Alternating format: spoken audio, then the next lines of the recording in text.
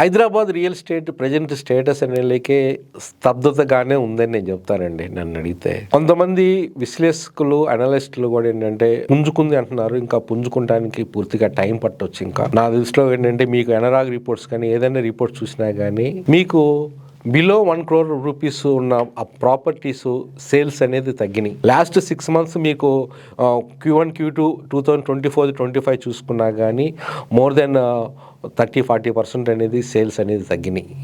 అంటే సామాన్యులు investor normal middle class people not able to participate in the real estate. వాళ్ళు కావాల్సిన అందుకనే సొంత ఇల్లు కొనుక్కోలేకపోతున్నారు. అందుకని మీరు చూడొచ్చు ఓవరాల్ లోపల రీసేల్స్కి డిమాండ్ పెరగడం కూడా ఒక కారణం. ఎందుకంటే కొత్తవి కొనుక్కోలేక పాత వాటికి వాళ్ళు చూస్తున్నారు, ఏది మిడిల్ క్లాస్ పీపుల్. అందుకని ఇక్కడ ఇప్పుడు ఏం చేస్తారు, బయటికి వెళ్దాం, ఓవరాల్ బయటికి వెళ్తేనే వాళ్ళకి అది పాసిబిలిటీ ఉంటుంది.